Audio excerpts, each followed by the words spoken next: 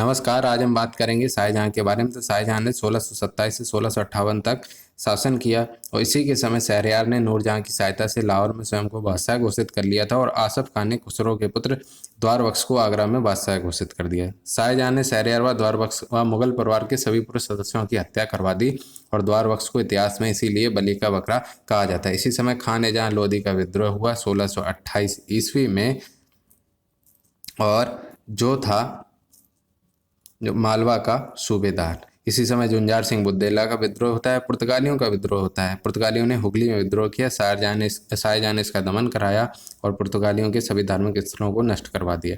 इसने आगरा के चर्च को भी तोड़वा दिया। 1636 में अहमदनगर का शाहजहाँ ने विलय करवा लिया और औरंगजेब को दक्कन का सूबेदार नियुक्त किया।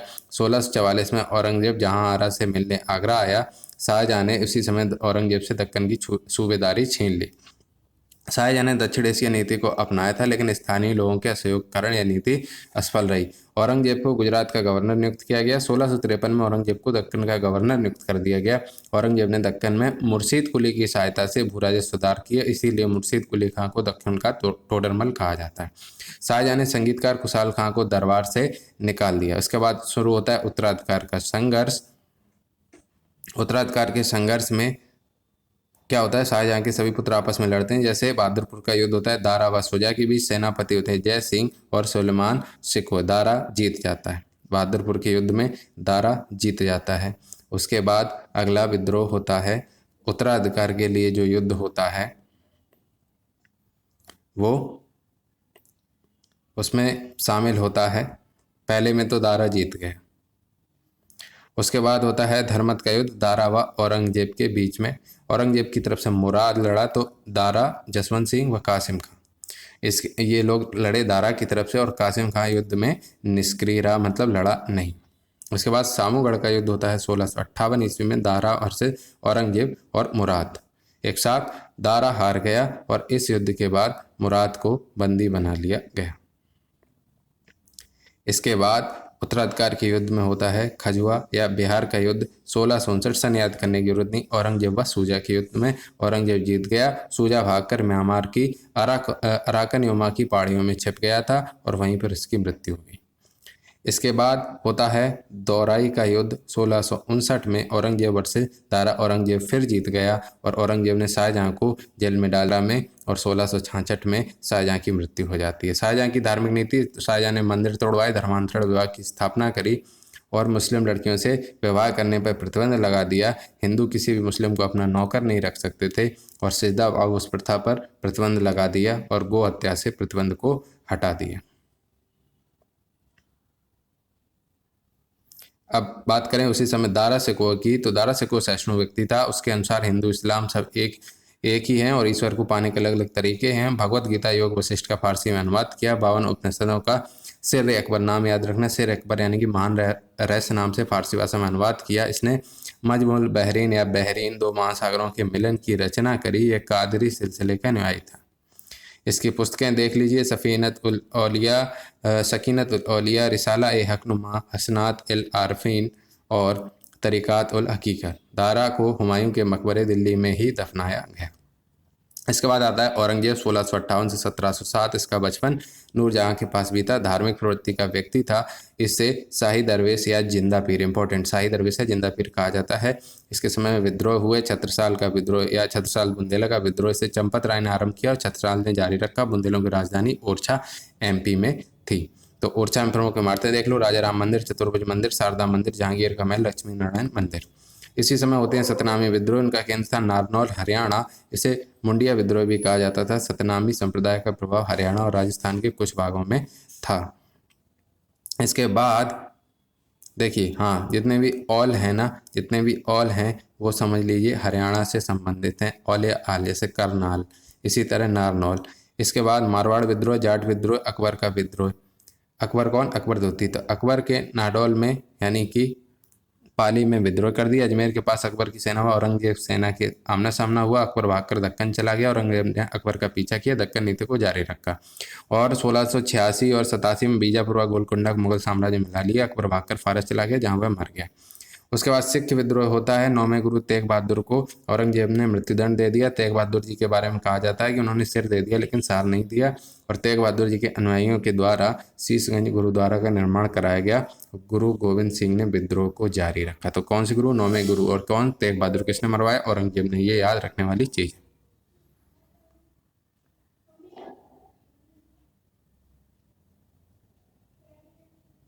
इसके बाद इसने अभियान चलाए अहोम यानी कि असम में। तो मीर जुमला को पहले इसने बंगाल का गवर्नर बनाया। मीर जुमला ने अहोम के विरुद्ध अभियान चलाया और हार गया, छोटे से राज्य से हार गया। फिर मीर जुमला जो था उसके बारे में बता दें कि वह ईरान के व्यापारी था। इसने आरंभ में गोलकुंडा यानी कि आंध्र प्रदेश के शासकों को भी अपनी सेवाएं दी थी, और बाद में शाइस्ता खां को बंगाल का गवर्नर बनाया गया। अहोम सेनापति लचित बोरफुकन ने मुगल सेना को पूरी तरह पराजित कर दिया। इतनी बड़ी सेना को पूरी तरह पराजित कर दिया अहोम सेनापति लचित बोरफुकन ने। इसके बाद दक्कन अभियान की बात करें तो औरंगजेब ने शाइस्ता खां को दक्कन का गवर्नर नियुक्त किया। आरंभ में शाइस्ता खां ने शिवाजी पर नियंत्रण स्थापित कर लिया था, लेकिन 1663 में शिवाजी ने घोड़े पर आक्रमण किया और शाइस्ता खां को पूरी तरह से हरा दिया। शाइस्ता खां भाग गया, शिवाजी ने उसकी अंगुलियां काट दी और औरंगजेब ने जयसिंह को दक्कन का गवर्नर नियुक्त कर दिया। जयसिंह ने फिर क्या करी? पुरंदर की संधि किसके साथ? मराठाओं के साथ। अब बात कर लेते हैं औरंगजेब की धार्मिक नीति के बारे में। तो औरंगजेब ने जजिया कर को फिर से लगा दिया, सिखों पर कलमा खुदवाना बंद करा दिया, ईरानी परंपराओं को जैसे कि सजदा पावोस जो कि बलबन के समय बनाई गई थी उन सभी परंपराओं को बंद करा दिया। जैसे ईरानी परंपराएं तुलादान, झरोखा, नवरोज, ताजिया, तिलक प्रथा पर प्रतिबंध लगाया और सती प्रथा पर भी रोक लगा दी।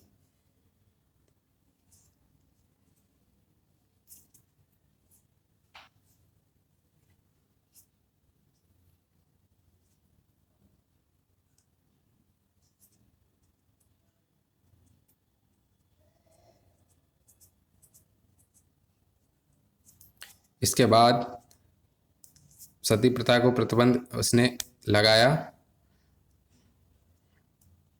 और सती प्रथा पर प्रतिबंध लगाने का कारण था सती कोई क्यों होगा? अत्याचारों से बचने के लिए महिलाएं अपने आप की जान दे देती थी, इसलिए वो सती हो जाती थी। तो इसने क्या कहा औरंगजेब ने कि सती प्रथा को हम प्रतिबंधित करते हैं, और औरंगजेब ने मुहत्सिब नामक अधिकारियों की नियुक्ति की जो मुसलमानों के धार्मिक व नैतिक आचरण की देखभाल करता था। इसने कई मंदिर तोड़वाए। स्थापत्य कला की बात करते हैं अब। स्थापत्य कला में इंडो इस्लामिक शैली का विकास होता है। किसमें? मुगल कालीन स्थापत्य कला। औरंगजेब नहीं, टोटल स्थापत्य कला की हम बात करें तो मुगल काल में इंडो इस्लामिक शैली का विकास होता है। इसमें बाबर ने जो बनवाया वो पानीपत की ईंटों की मस्जिद। आरामबाग आगरा, बाबर को प्रारंभ में यहीं दफनाया गया था। कहाँ पे? आरामबाग आगरा में। कालांतर में उसके शव को काबुल भेजा गया। अब बात करें हुमायूं की तो उसने दीन पनाह, यहीं पर शेर मंडल पुस्तकालय था जिसकी सीढ़ियों से गिरकर हुमायूं की मौत हो गई थी। इसके बाद आगे बात करते अकबर की। तो अकबर ने हुमायूं का मकबरा दिल्ली में बनवाया और उसका निर्माण कराया था हाजी बेगम ने। वास्तुकार थे मिरख मिर्जा गयास बेग जो कि फारसी वास्तुकार थे। ये यूनेस्को की वर्ल्ड हेरिटेज साइट है। विशेषताएं चीन, चार बाग शैली, चार दीवारी, सम्मिति, दोहरा गुंबद। तो मुगल कालीन प्रथम इमारत जिसपे दोहरे गुंबद का निर्माण प्रयोग किया गया हुमायूं का मकबरा है। इसमें लाल बलुआ पत्थर का प्रयोग किया गया है। फारसी स्थापत्य कला का प्रभाव है। इसके अलावा जो सबसे बड़ी चीज़ है वो फतेहपुर सीकरी है। इसका वास्तुकार बहादुद्दीन है, और इसमें महत्वपूर्ण इमारतें कई सारी हैं जैसे दीवान आम, दीवान खास। तो दीवान खास इसका प्रयोग इबादत खाने एवं धर्म संसद के लिए किया जाता था। गुरुवार को किया जाता था इबादत खाना दरखाना। उसमें एक विश्ववृक्ष स्तंभ भी था। खास महल था। अकबर प्रयोग इसका झरोका दर्शन के लिए करता था, मतलब बाहर खड़े होकर जनता को अपने दिखाता था। इसके अलावा यहाँ पे ज्योतिष की छतरी, पंचमहल था जो 5 मंजिला इमारत है, पिरामिडाकार इस प्रकार बनी हुई है, स्तंभों पर टिकी हुई है, और इसे सीकरी का हवा महल भी कहा जाता था। इसके अलावा तुर्की सुल्ताना की कोठी महल सीकरी का सबसे सुंदर अलंकरण यहाँ पर ही है। ख्वाब गाय अकबर का सैनकश था। साधारण इमारत, देखो कहीं सोएगा तो साधारण इमारत ही होगी। इसके अलावा मरियम उज्जवानी का महल था, इसमें भित्ति चित्र मिलते हैं। बीरबल का महल, इस पर हिंदू प्रभाव मिलेगा, यह भी फतेहपुर सीकरी। जोधाबाई का महल सीकरी के शाही परिसर की सबसे बड़ी इमारत, पूछ लेता है सीकरी के शाही परिसर सबसे बड़ी इमारत तो जोधाबाई का महल। और ये सभी इमारतें एक ही परिसर में स्थित हैं। इनका निर्माण भी लाल बलुआ पत्थर से होगा। लाल क्यों? क्योंकि वहाँ पे लाल बलुआ पत्थर ही आगरा के आसपास पाया जाता था। अब बात करते हैं जामा मस्जिद की। इसका दरवाजा जो है बुलंद दरवाजा है, और इसमें सूफी संत शेख सलीम चिश्ती की दरगाह या मजार है।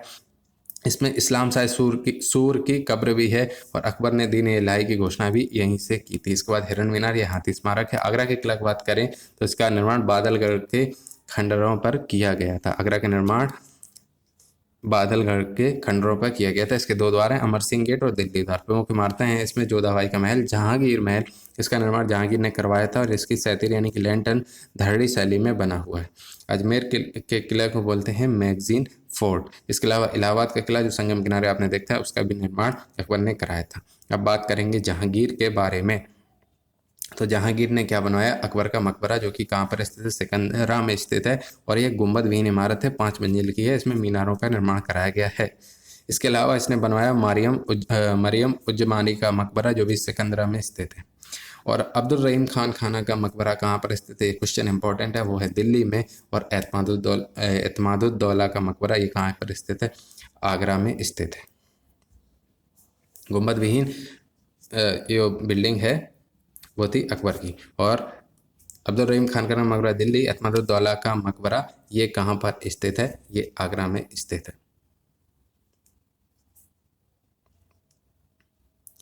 यहीं पर अस्मत बेगम की कब्र भी है, यह भी आगरा में स्थित है। पहली बार पैतरा द्यूरा का कार्य कहाँ पर किया गया है, पैतरा द्यूरा मतलब एक सजावट की तरह होता है। पैतरा द्यूरा का कार्य एतमादुद्दौला के मकबरा में, और इसे ही कहते हैं बेबी ताज, इसे ही कहते हैं बेबी ताज।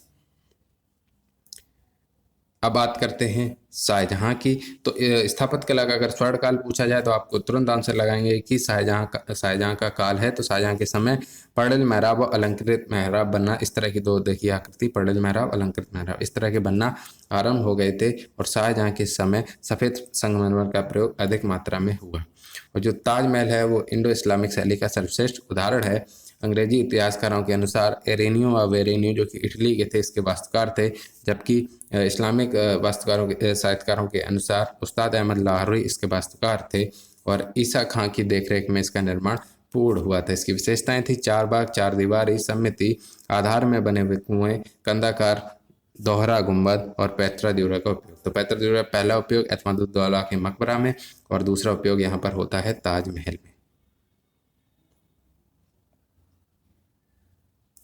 अब आगे बढ़ेंगे तो ताजमहल क्या है कि इंडो इस्लामिक शैली में है। और ये भी देखिए इसमें सफ़ेद है, बाकी जो उस क्षेत्र में लाल पत्थर हैं तो लाल पत्थर का ही उपयोग करेंगे। और हाँ, संगमरमर की जालियां भी यहाँ पर सजावट के लिए उपयोग की गई। आगरा फोर्ट की इमारतें देख लीजिए। तो खास महल, दीवाने खास, मोती मस्जिद जो आगरा में है, शाहजहांबाद नगर पुरानी दिल्ली, लाल किला दिल्ली, हमीद अहमद वास्तुकार, जामा मस्जिद दिल्ली। तो चांदनी चौक का प्रारूप जो था वो शाहजहां की बेटी जहां आरा ने बनाया था। ये सब शाहजहां की बिल्डिंग है आगरा फोर्ट में।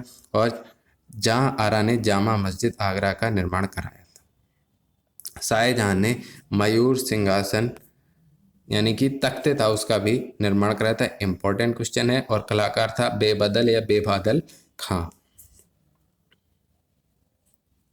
अब बात करें औरंगजेब की, तो उसने बनाया बीबी का मकबरा या राबिया उद-दौरानी का मकबरा है। एक ही बात है, बीबी का मकबरा या राबिया उद-दौरानी का मकबरा, जो औरंगाबाद में स्थित है। दक्षिण भारत का ताजमहल और ताजमहल की सबसे गंदी यानी कि फूहड़ नकल कहा जाता है औरंगजेब ने जो अपनी बीवी का मकबरा बनाया था। इसके बाद आते हैं बादशाही मस्जिद, वो उसने लाहौर में बनवाई। और मोती मस्जिद वो दिल्ली में बनवाई। सफदरजंग का मकबरा में, ये इंपॉर्टेंट है, सफदरजंग का मकबरा क्यों, क्योंकि औरंगजेब के समय बनाया और इसमें 13 गुंबद है। अब बात करते हैं मुगलकालीन शिक्षा एवं साहित्य की। तो बाबर ने एक विभाग की स्थापना की जो शिक्षा के केंद्रों का निर्माण कराता था। उसका नाम था सूरत-ए-आम। और हुमायूं था, वो विद्वान शासक था, लेकिन बदकिस्मत से वो युद्ध में बिजी रहा। और हुमायूं ने शेर मंडल पुस्तकालय का निर्माण कराया था, जिससे गिरकर हुमायूं की ही मौत हो गई थी। और हुमायूं ने महामनगा की सहायता से मदरसा-ए-बेगम की भी स्थापना करी। अकबर ने अनुवाद विभाग की स्थापना करी थी। फैजी ने, बदायूं और नकीब खां की सहायता से रामायण और महाभारत, जिसको महाभारत का फारसी अनुवाद क्या कहलाता है, रजमनामा, और राजा टोडरमल ने भगवत पुराण का फारसी में अनुवाद किया था। अबुल फजल ने पंचतंत्र, अनवार-ए-सुहेली एवं कालिया दामन का फारसी में, अनवार-ए-सुहेली मतलब पंचतंत्र उसका। अकबर ने फारसी भाषा को अपनी राजकीय भाषा बनाया। मुगलों की जो मातृभाषा थी वो थी टर्की, लेकिन उनकी धार्मिक भाषा थी वो थी अरबी। मुगलों के जो प्राथमिक शिक्षा केंद्र थे वो कहलाते थे मकतब, और उच्च शिक्षा केंद्र वो कहलाते थे मदरसा। और अब दारा सिकों के होते हैं, तो औरंगजेब ने मदरसों की सहायता, दारा सिकों का कोई विशेष योगदान नहीं इसमें, औरंगजेब ने मदरसों की सहायता से हिंदू विद्यालयों को बंद करवाने का प्रयास किया। औरंगजेब की बेटी जो थी ज़ैबुन्निसा, उसने बैतुल उलूम नामक पुस्तकालय व विद्यालय का निर्माण कराया। विदेशी महिलाएं उस समय कौन कौन थी? गुलबदन बेगम, महामनगा, नूरजहां, अर्जुमंद बानो बेगम जो कि मुमताज महल थी। इसके अलावा जहां आरा, ज़ैबुन्निसा। साहित्य के बारे में बात करें तो बाबरनामा, दीवान, खत बाबरी ये तुर्की भाषा में लिखे गए थे। और बाबर के समय में, हुमायूं के समय में लिखा गया। गुलबदन बेगम ने लिखा हुमायूंनामा, अकबर के परामर्श पे लिखा, और इसकी अंतिम पांडुलिपि लंदन के संग्रहालय में रखी गई है। इसके आगे बात करें कि जौहर आफ्ताब जी ये लिखते हैं तज़किरातुल वाक़ियात, वह हुमायूं का नौकर था और अकबर के परामर्श पे इसने लिखी तज़किरातुल वाक़ियात। अब बात करें खौंदवीर या अमीर, इसने लिखी कानून हुमायूनी, और मिर्ज़ा हैदर दौगलत इसने लिखी तारीख़ रसीदी। अब बात करें अकबर की, तो अबुल फजल ने अकबरनामा 1, 2 आइन अकबरी, अबुल फजल की आत्मकथा मिलती है आइन अकबरी में। इनसा अकबर के पत्रों का संकलन भी है।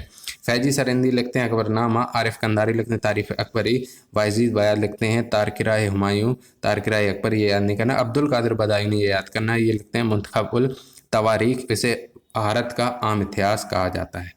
भारत का आम इतिहास मुंतखब उल तवारीख। अब बदायूं ने अकबर की धार्मिक नीति की आलोचना की है। हल्दी घाटी युद्ध का उल्लेख भी लिखा है। सूफी संतियों यहाँ पर सूफी संतों की जीवनियाँ मिलती हैं। अब्बास खान सरवानी लिखी तारीख शेरशाही, तोहफा है अकबर शाही। निजामुद्दीन अहमद ने लिखी तबकात अकबरी। अहमद यादगार लिखते हैं तारीख शाही। रिजकुल्ला मुस्ताकी लिखते हैं वाक़यात मुस्ताकी। और जहांगीर के समय जहांगीर, मोतमिद खान, मोहम्मद हाफदी इन्होंने मिलकर लिखती हैं तुजुक ए जहांगीर। मोतमिद खान, मोहम्मद हाफदी। और मोतमिद खान लिखते हैं इकबाल नामा ए जहांगीर। अब शाहजहाँ के समय में कौन कौन थे? तो मोहम्मद अमीन कजबीनी पातशाहनामा 1, अब्दुल हमीद लाहौरी पातशाहनामा 2, मोहम्मद वारिस पातशाहनामा 3, इनायत खां पातशाहनामा 4, बादशाहनामा भी कहते हैं इसको। औरंगजेब जिसको बोलते हैं आलमगीर, इसके समय अलग अलग लिखी। काजिम सिराजी लिखते हैं आलमगीरनामा। आकिल खान लिखते हैं बाक़ियात आलमगीरी। भीमसेन सक्सेना लिखते हैं नुस्खा दिलखुशा। ईश्वरदास नागर लिखते हैं फुतुआत आलमगीर। सूरज राय भंडारी लिखते हैं खुलासात अल तवारीख। कानूनों का जो संकलन था उस समय वो कहलाता था फतवाए आलमगीर। अब बात करते हैं मुगलकालीन संगीत की। तो मुगलकालीन संगीत का वास्तविक विकास हुआ अकबर के समय में, और 36 संगीतकार उस समय होते थे। और उस समय ध्रुपद गायकी का विकास हुआ, जिसमें विशेष योगदान तानसेन का था। और तानसेन ने कई राग रागनियों की रचना की। मियाँ की मलार, मियाँ की रोड़ी, मियाँ का सारंग, मियाँ का कानड़ा। अकबर के दौरान में गोपाल बाज बहादुर, बैजूबख्श आदि प्रसिद्ध संगीतकार भी थे। हरिदास, तुलसीदास, सूरदास अकबर के समकालीन थे। ध्यान रखना, ग्वालियर के राजा मान सिंह तंवर ने ध्रुपद गायकी आरंभ की थी और उसको डेवलप किया तानसेन ने। जहांगीर के दरबार में हमजान एवं मकतू प्रमुख संगीतकार थे। शौकी एक गजल गायक था। जहांगीर ने शौकी को आनंद खां की उपाधि धारण की। शाहजहां संगीत गोष्ठियों का आयोजन करवाता था। प्रमुख संगीतकार थे लाल का कलावंत, उपाधि थी गुड़ समुद्र और खुशहाल खां। औरंगजेब ने संगीतकारों को दरबार से निकाल दिया, बोले निकलो यहाँ से, बहुत हो गया तुम्हारा। संगीतकारों ने संगीत का जनाजा निकाल दिया। संगीत पर सर्वाधिक पुस्तकें लेकिन औरंगजेब के समय लिखी गई, क्योंकि भाई गाने नहीं दोगे तो किताबें तो लिखेंगे बोल।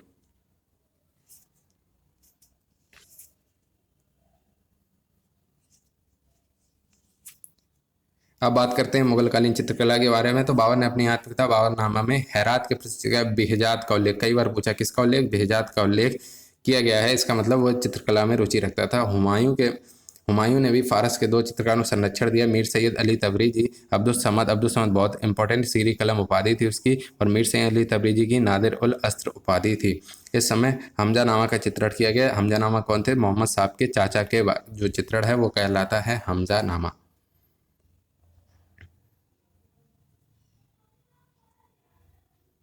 अब बात करते हैं अकबर। तो अबुल फजल के अनुसार अकबर के दरबार में 17 चित्रकार, 36 संगीतकार, 17 चित्रकार, 10 बंद थे। सबसे प्रमुख चित्रकार वो काहन जाति का था, पागल हो गया था, आत्महत्या कर ली थी, और इसके चित्र मिलते हैं रजमनामा में।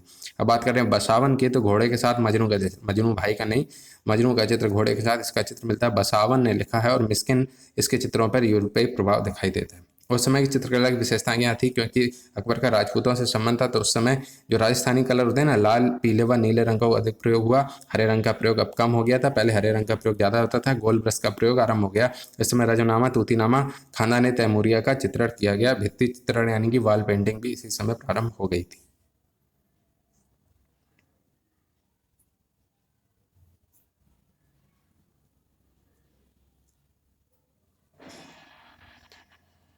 वॉल पेंटिंग इसी समय प्रारंभ हो गई थी। अब बात करते हैं, अकबर ने अब्दुल समद को टकसाल का अधिकारी नियुक्त किया। जहांगीर के समय तो चित्रकला का अगर स्वर्णकाल पूछे तो जहांगीर, स्थापत्य कला का पूछे तो शाहजहां, और मंदिर कला का पूछे तो गुप्त काल। तो तुझो के जहांगीरी के अनुसार जहांगीर स्वयं अच्छा चित्रकार था। उसने आगरेज खां के नेतृत्व में आगरा में चित्रशाला का निर्माण कराया। जितने भी नाम है ये याद रखना, चित्रकार और संगीतकार के। आगा रेजा खां के नेतृत्व में आगरा में चित्रशाला का निर्माण कराया जहांगीर ने। इसके प्रमुख चित्रकार उस्ताद मंसूर, जिसने बनाया साइबेरियन सारस और बंगाल का अनोखा पुष्प नामक रचना, और अबुल हसन, इसने तुझो की जहांगीरी का मुख्य पृष्ठ बनाया किसने? अबुल हसन ने।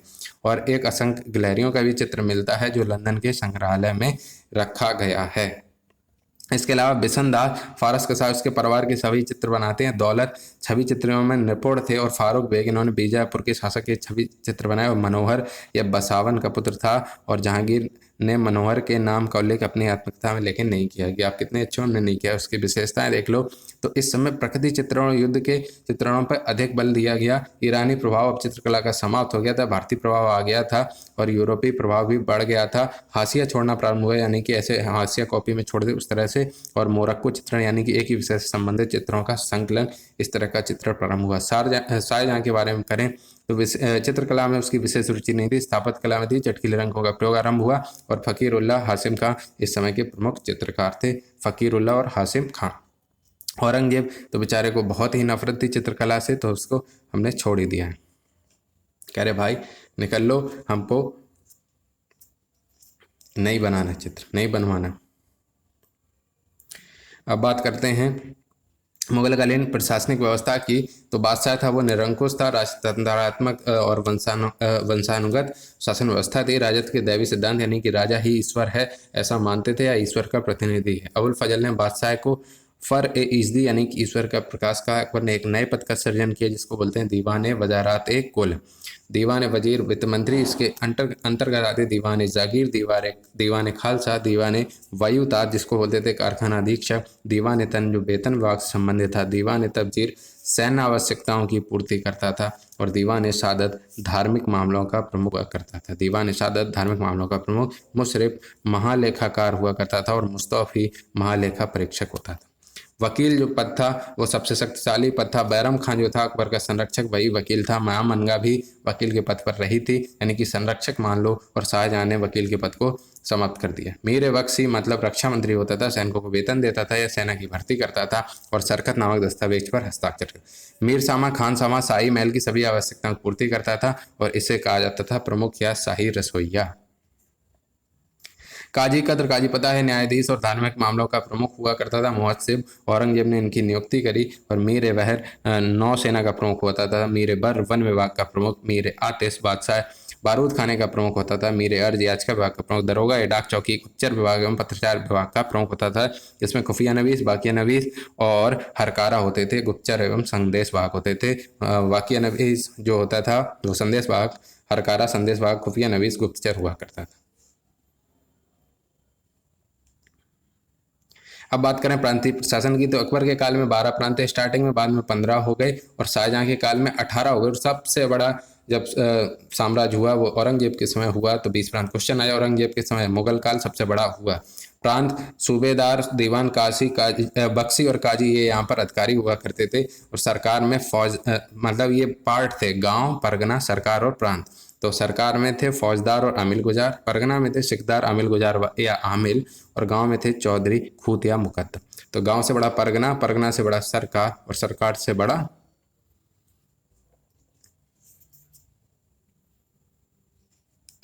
प्रांत। गांव, परगना, सरकार, प्रांत। सैन्य प्रशासन की बात कर लें तो सेना दो भागों में विभाजित थी। केंद्रीय सेना जिसको बोलते थे अहदी, प्रांतीय सेना जिसको बोलते थे दाखिली। अहदी में भी सवार और पैदल हुआ करते थे। सवार में बरगीर होते थे जिनको राज्य शस्त्र उपलब्ध कराता था। सिलेदार होते थे स्वयं के शस्त्र, और पैदल में ऐसाम जो कि युद्ध सैनिक होते थे। सेबंदी जो माल वाल ढोते थे। अब तोप खाने की बात करें तो तोप खाना भी दो तरह का, दस्ती व जिंसी। जिंसी मतलब भारी तोपें, दस्ती मतलब हल्की तोपें। तोपों के प्रकार थे नरनाल, गजनाल, सुतरनाल मतलब जिसके ऊपर, गजनाल हाथी के ऊपर, सुतरनाल ऊंटों के ऊपर। राजस्व व्यवस्था की बात करें तो राजस्व व्यवस्था का प्रमुख स्रोत होता था भू राजस्व, और अकबर ने भूमि की पैमाइश कराई और उसने गज इलाई का प्रयोग कराया। भूमि को 4 भागों में विभाजित किया। पोलज प्रति चाचर बंजर, नाम याद रखना, पोलज प्रति चाचर बंजर, और प्रत्येक भाग को 3 भागों में विभाजित किया, उत्तम मध्यम व निम्न में। पोलज प्रति चाचर व बंजर। अकबर ने आईन दसाला पद्धति को लागू किया। बंदोबस्त प्रणाली का लागू करने वाला कौन? अकबर। लागू करने वाला कौन? अकबर। कालांतर में औरंगजेब के समय इजारेदारी व्यवस्था यानी कि ठेका प्रणाली प्रारंभ हुई। अब मनसबदारी व्यवस्था की बात कर ले तो मनसब माने कुछ गांव दिए जाते हैं मनसब के तौर पर या कोई प्रॉपर्टी दी जाती थी। अकबर ने मनसबदारी व्यवस्था मंगोलों उज्बेकों से ग्रहण की। सभी अधिकारियों को मनसब प्रदान किए। मनसबदारी व्यवस्था दशमलव पद्धति पर आधारित थी। सबसे छोटा मनसब 10 का होता था, सबसे बड़ा मनसब 10,000 का होता था, लेकिन कुछ अपवाद थे और 5,000 से अधिक का मनसब केवल शाही परिवारों को दिया जाता। अपवाद क्या थे? मान सिंह को 7,000 का मनसब, मिर्जा अजीज कोका को 7,000 का मनसब और जहांगीर को 12,000 का मनसब दिया गया है। तो 10 से जो 500 का जो मनसब मिलता था उनको बोलते थे मनसबदार, और 500 से 2500 का जो मनसब मिलता था वो कहलाते थे अमीर, और 2500 से अधिक का जैसे मनसब मिलता था वो अमीर आजम या उमरा कहलाते थे। 1593 में मनसब को 2 भागों में विभाजित कर दिया। जात यानी कि पद व वेतन की जानकारी मिलती है, और सवार यानी कि सैन्य संख्या। तो और इसमें कह रहे हैं कि सवार पद जात से अधिक नहीं हो सकता। सवार पद जात से अधिक नहीं हो सकता। जहांगीर के समय दुअस्पा व सीअस्पा, सीएपीएफ में क्वेश्चन आया था, दुअस्पा व सीअस्पा का प्रचलन आरंभ हुआ किसके समय में? तो जहांगीर के समय में। दुअस्पा मतलब दोगुने घोड़े, सीअस्पा मतलब तिगुने घोड़े।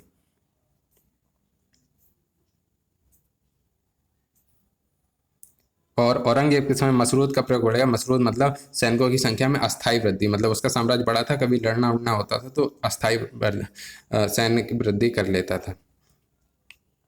अब अमीर वर्ग में अरबी, तुरानी, ईरानी, अफगान, मराठा मराठा शामिल हुए जहांगीर के समय में, और शेखजादे यानी कि भारतीय अमीर, और खानजादे अमीरों के पुत्र। किसान वर्ग में भी काश्तकार बोला जाता था, तो खुद काश्त जिसकी खुद की जमीन होती थी, और पाई काश्त जो पड़ोसी की जमीन पर कृषि करता था, और मुजारियम जो खुद प्लस पड़ोसी की जमीन पर कृषि करता था। राजगमता कानून क्या होता था कि मनसबदार की मृत्यु के पश्चात उसकी संपत्ति को सेज कर दिया जाता था, मतलब सरकार के पास चली जाती थी, वो राजगमता कानून होता था। और अल तमगा जागीर क्या होती थी? जहांगीर के समय पे वंशानुगत रूप से दी जाने वाली जो जागीर थी वो थी अल्तम। अब पैवाकी या पायवाकी तो जागीर देने हेतु रखी गई आरक्षित भूमि, अलग से रखी जाती थी। आरक्षित भूमि होती थी पैवाकी या पायवाकी। सयुरगल या मदद या पासा धार्मिक अनुदानों में दी जाने वाली भूमि, जो व्यक्तिगत तौर पर देते थे उसको बोलते थे एम्मा, और जो सामाजिक तौर पर देते थे वो बोलते थे वक्फ। व्यक्तिगत तौर पर एम्मा, सामाजिक तौर पर वक्फ। अब विजयनगर साम्राज्य वो अगले वीडियो में आपको देखने को मिलेगा। चैनल को सब्सक्राइब कर लीजिए और शेयर करते रहिए।